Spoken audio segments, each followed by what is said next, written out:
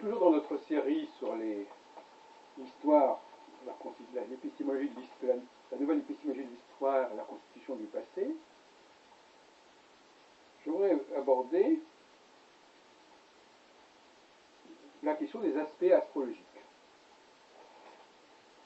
et revenir très rapidement sur la question des éléments. Car dans les deux cas, ce qui apparaît comme ayant été refoulé, rejeté, c'est la notion du masculin et du féminin. Cette notion du masculin et du féminin n'occupe plus la place centrale qui était la sienne autrefois. Donc, je pose le passé de ces domaines comme différent du présent. Mais en même temps, c'est ce présent qui me renseigne sur ce passé, par sa pathologie même. La pathologie de l'épistémé du présent, nous ouvre les clés du passé. C'est le sésame du passé. J'ai déjà dit dans un exposé, donc j'y reviens très brièvement, mais comme je dis toujours, les gens ne lisent pas, n'écoutent pas tout ce que j'ai dit, donc on peut se répéter, que à l'époque de Ptolémée, de la tétrabible, eh bien, on ne parlait pas des quatre éléments. Ou du moins, les trigones, l'aspect de 120 degrés, n'étaient absolument pas associés aux quatre éléments. Quand on lit la tétrabible de Ptolémée, qui a été produite en grec au IIe siècle de notre ère, dans l'Égypte hellénistique, Alexandrie, Pélouse, je sais pas. Pélouse, c'est la naissance de Ptolémée, je crois, Claude Ptolémée. On nous dit il y a un triangle, il y a un trigone, entre trois signes masculins, ou entre trois signes féminins. Donc le trigone associe des signes du même genre. C'est ça qui est fondateur du trigone. Aujourd'hui, on nous dit, quand on lit les manuels d'écriture, on nous dit, eh bien non, on ne dit pas ça, on dit, ben oui, le trigone associe trois signes de feu, trois signes de terre, ou trois signes d'air, ou trois signes d'eau. Donc, on nous parle d'autre chose, on nous parle d'une division en quatre, alors que, initialement, c'est une division en deux. La fameuse question du 2 qui devient 4, j'en ai déjà parlé, elle est très problématique. Car le refus de la dualité, c'est pas innocent. Le refus du masculin et du féminin, c'est pas innocent. La substitution du 2 au 4, du 2 au 12, du 2 au 10, tout ce qu'on voudra, pour le nombre de planètes, ce n'est pas innocent. Il y a un refoulé du 2. Passons maintenant aux aspects. Alors, nous sommes déjà dans les aspects parce qu'on parle du trigone. Le trigone est dit harmonieux dans la condition astrologique telle qu'on la connaît aujourd'hui dans les manuels d'aujourd'hui et dans les pratiques, dans les états de savoir actuels que l'on peut voir s'exprimer non seulement dans les livres, mais dans les réunions astrologiques, dans les conférences, dans les colloques, dans le monde entier. Eh bien, le trigone ne se définit pas aujourd'hui par le fait qu'il relie des signes de même genre. Mais alors, quand on en arrive au carré, qui est le contraire du trigone, si on peut dire, dans l'état d'esprit des astrologues, le carré est un élément, est un facteur de dissonance, alors que le trigone est un facteur d'harmonie. C'est ce que 90% de France vous dit. Et c'est fondamental pour eux, parce que s'il n'y avait pas ça, ils n'auraient pas grand-chose à dire. Et donc la notion de bon ou mauvais est fondamentale dans la pratique de l'astrologie. Et même sur le plan professionnel, mais même sur le plan psychologique, c'est tout ce qui est le problème des tensions, des accidents, des problèmes. Quand on demande à un astrologue pourquoi les carrés sont-ils dissonants, qu'est-ce qu'il répond? Il n'y a rien de réponse. Pourquoi? D'abord parce que il y a ce qu'on appelle les modes, c'est-à-dire qu'il y a des signes cardinaux qui ont des similitudes entre eux, qui commencent qui sont chacun au début d'une saison, les signifiés qui sont chacun en milieu de saison, les significats qui sont chacun en fin de saison. Donc il n'y a pas de raison de dire que nous ne s'entendons pas. En revanche, on observe que le carré relie deux signes de genres différents. Le bélier, signe de feu, est en carré avec le cancer et avec le capricorne, qui sont deux signes féminins. Alors que le bélier est un signe masculin. La réponse donc est toute faite, mais elle n'est pas consciente. Donc, on peut dire sans difficulté que ce critère du genre a joué dans le passé de l'astrologie un rôle beaucoup plus important, beaucoup plus déterminant que on veut bien nous le dire dans la pratique astrologique actuelle. Donc, voyez-vous, je ne suis pas en train de projeter cette pratique actuelle sur le passé. Je le fais que par le fait d'une approche critique, d'un traitement critique du présent. C'est cette approche critique du texte présent qui me permet d'accéder au passé, mais certainement pas une simple rétroaction du présent vers le passé. C'est là qu'il ne faudrait quand même pas se moquer du monde. Donc, une fois qu'on a compris cela, une fois qu'on a compris que l'astrologie posait comme principe que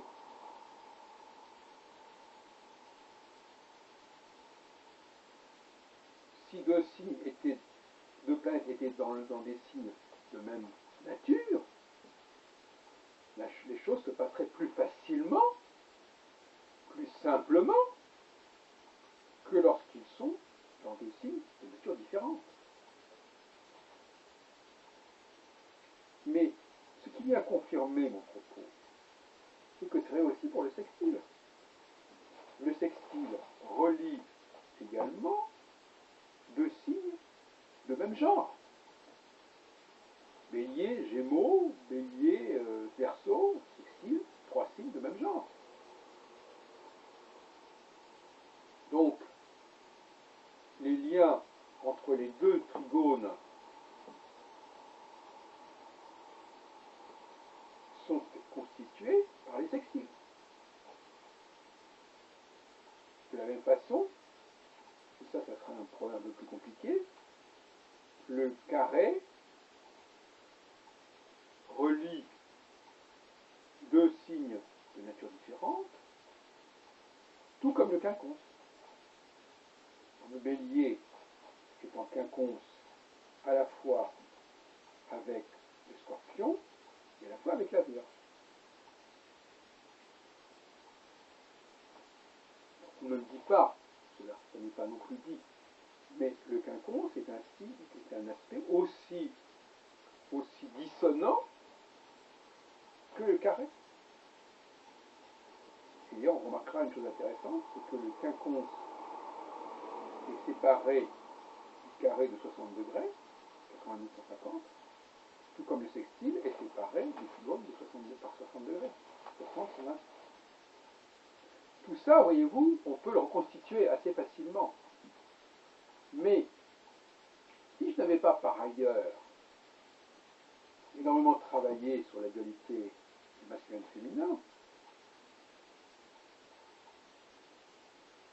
avec tous les problèmes que représente cette relation entre les deux genres, eh bien peut-être n'aurais-je pas compris le refoulement de cette question du masculin féminin dans l'astrologie actuelle. Quand je dis l'astrologie actuelle, nous pouvons parler. C'était déjà le cas il y a 2000 ans. Il y a 2000 ans, qu'est-ce que c'est au regard de l'histoire de l'astrologie? C'est pas grand-chose. Et là, en psychologie, là, nous avons un exemple remarquablement passionnant, puisque pour moi, toute l'astrologie cyclique est liée à une dialectique du masculin et du féminin, qu'il y a, dans le cycle de 7 ans, 3 ans et demi qui sont plutôt favorables aux femmes, parce que c'est un cycle de début, de processus initial, et que les femmes sont plus douées pour ce qui est au départ, ce qui est basique, et que la phase finale, eh bien, elle est plus favorable aux hommes, parce que c'est la phase de l'envol, c'est la phase de l'aigle, et non plus la phase du taureau. Donc, maîtriser la question des rapports masculins-féminins, le moins qu'on puisse dire, c'est que c'est vraiment un must en astrologie, dans la pratique astrologique. Bon. Et tout cela, aussi bien la théorie cyclique que je viens de développer à l'instant, que la théorie des aspects, ces 4 aspects, les 2 aspects masculin-féminin et les 2 aspects masculin-féminin, etc., tout ça est présent dans la tradition astrologique actuelle, mais en même temps, il faut le dégager. Il faut faire une extraction, parce que c'est enfoui, parce que c'est pollué, parce que ce n'est pas lisible. Il faut gratter. Voilà donc encore des exemples que j'ai dit, j'en ai donné exemple dans différents domaines,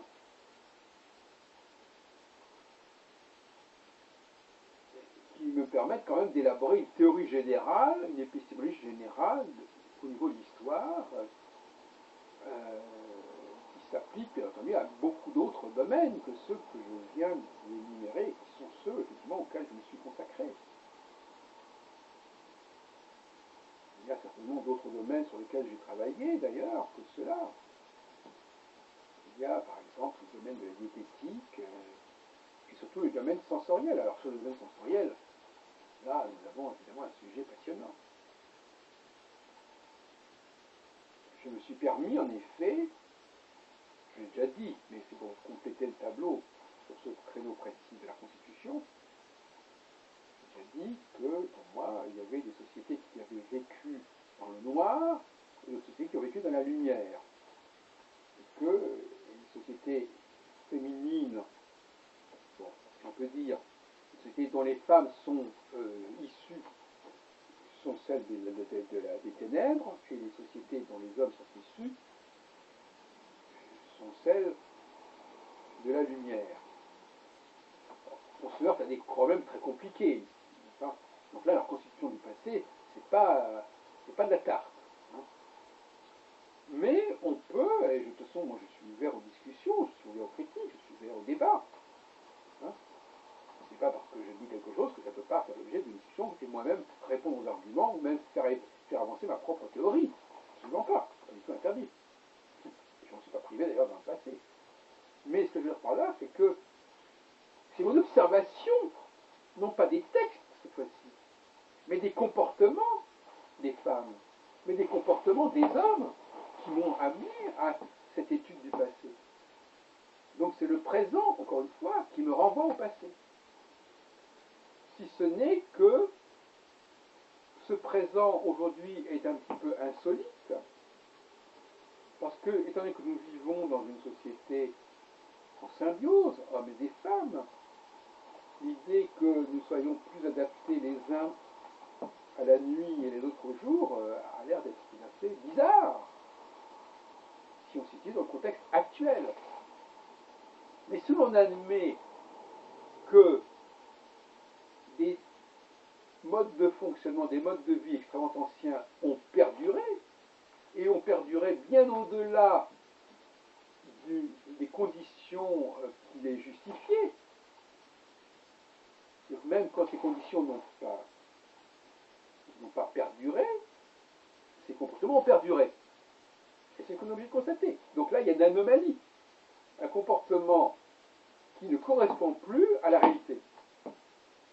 Le fait, par exemple, de continuer à donner signe de vie par la parole, en parlant inlassablement et de manière tout à fait exagérée, et ça ne fait sens que dans un monde où il n'y a pas de vue, de visibilité. C'est clair. Donc, quand les femmes ont ce comportement de logorée verbale, qui se justifie dans un monde nocturne, où on ne se voit pas et donc il faut constamment donner signe de vie, eh bien, j'en conclus qu'à un moment donné, cela a fait sens. Autre difficulté,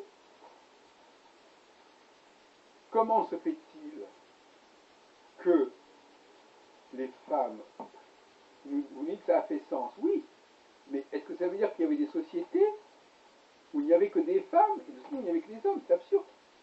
C'est absurde. Donc, comment résoudre cette aporie, cette difficulté? Eh bien, moi, je suis ouvert à toutes les propositions, à toutes les suggestions.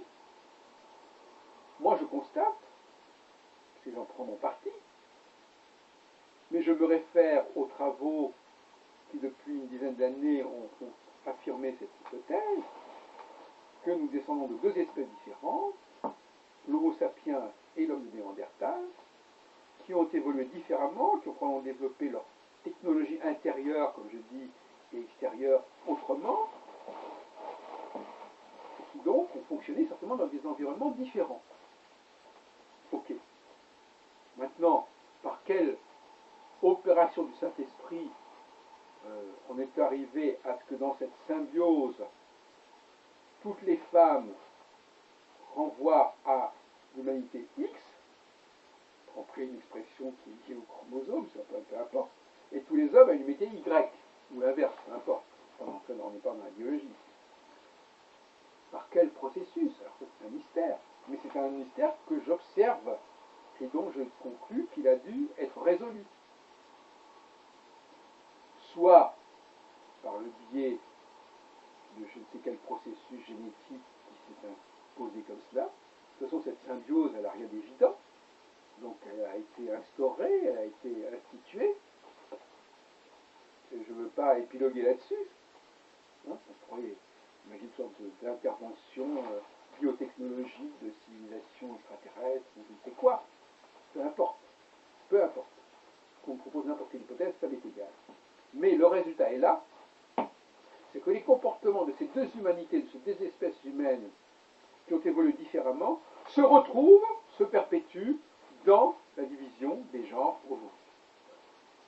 Alors, comment ça s'est produit, j'en sais rien, mais moi j'affirme que nous sommes, les hommes et les femmes, ne sont pas les descendants des mêmes humanités. Qu'il y a eu une symbiose qui a amené à ce que les femelles du groupe A disparaissent, les mâles du groupe B disparaissent, et qu'on ait une humanité de synthèse où il y a les hommes qui appartiennent à un groupe, qui sont descendants d'un groupe, et les femmes qui sont descendantes d'un autre groupe. Donc, dans certains cas, on retombe dans les notions du mythe. Nous sommes dans le mythe au sens où je l'ai entendu dans une autre précédente causerie. C'est un mythe, mais c'est un mythe qui est un mythe scientifique. C'est-à-dire un mythe qui est le résultat d'une argumentation, d'une observation, d'une projection. Et on peut appeler ça un mythe. C'est-à-dire que c'est une expression qui est utilisée aujourd'hui. On pourrait, à mon avis, l'appeler autrement. Et moi, je l'appelle mythe en précisant exactement ce que moi, Jacques Heilbronn, j'entends par mythe, au final. Non, on ne va pas m'imposer, je reviens sur un débat que j'ai eu par ailleurs, on va m'imposer la définition de ce que c'est qu'un mythe. Pour moi, un mythe aujourd'hui, et ça vaut aussi bien pour moi les mythes que je crée moi-même, que pour les mythes déjà en place, ce sont des projections d'un certain présent, qui n'est évidemment pas notre présent d'aujourd'hui, vers un certain passé.